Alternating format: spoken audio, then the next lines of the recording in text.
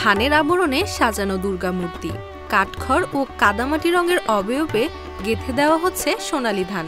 ধান দিয়ে এই দেবী মূর্তি গড়ার উদ্যোগ নেয় শরীয়তপুরের ঘোষপাড়া রাধা গোবিন্দ ধাম মন্দির কমিটি। ইতিমধ্যেই ৭৫% কাজ শেষ হয়েছে। নিখুঁত শিল্পটির শ্রেষ্ঠা রাজীব সর্দার, বিথিন বাছার, হিমন বাছার, উজ্জ্বল মহালদার, হিল্লোল মহালদার ও সবুজ মণ্ডল। ইন্ডিয়ায় এই ধরনের কাজ হয়, তবে আমরা এবার মনে করলাম আমাদের এই শরীয়তপুরে এই কাজ আগে কোনোদিন হয় নাই, এই জন্য এই কাজটা আমরা করছি।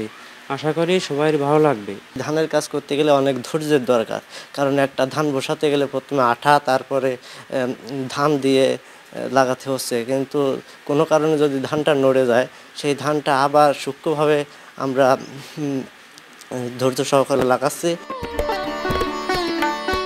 দুর্গা প্রতিমাটি সম্পূর্ণ করতে খরচ হচ্ছে ১ মণ ধান, সময়ও লাগছে ২.৫ মাসের বেশি।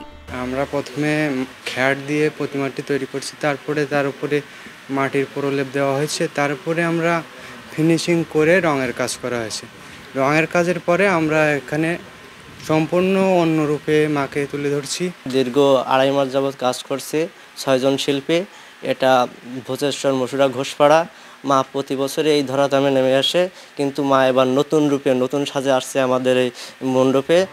প্রতিমাটি দেখতে প্রতিদিনই ভিড় করছেন দর্শনার্থীরা। এখানে সর্বপ্রথম এবার ধান দিয়ে প্রতিমা বানানো হচ্ছে। আমরা এত সুন্দর করে বানাচ্ছে, কিন্তু আমরা প্রতিদিনই ২-৩ বার করে যাই দেখি। শরীয়তপুর তথা মাদারীপুরের মধ্যে সর্বপ্রথম আমি দেখতে পাচ্ছি যে এখানে একটা ধান দিয়ে দুর্গা প্রতিমা তৈরি করা হচ্ছে। তো আমিও দুর্গা প্রতিমা দেখতে এসেছি। আমি পাশাপাশি দেখলাম অনেক লোক এসছে। খুব ভালো লাগলো এই দুর্গা প্রতিমাটা দেখে, যে প্রথমবারের মতো আমি এই ধান দিয়ে দুর্গা প্রতিমা দেখলাম। ঘোষপাড়ার প্রতিমা রাধা গোবিন্দ মন্দির, আবার এইবার হইতে নতুন সিস্টেমে করতে আছে, ধান দিয়া বানাইতে আছে। এই জন্য কখন থেকেই মানুষ আহাদ হচ্ছে, আর পূজার সময় তাই। ধান দিয়ে করা দেবী মূর্তিটি সবার নজর কাড়বে বলে আশা আয়োজকদের।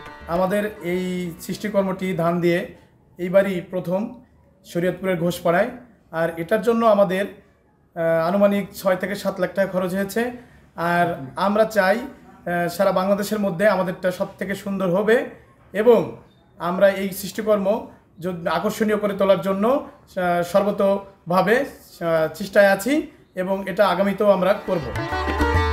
দুর্গা প্রতিমাটি তৈরিতে ব্যয় ধরা হয়েছে ৬ লাখ টাকা। Tahiya পারসা, independent digital.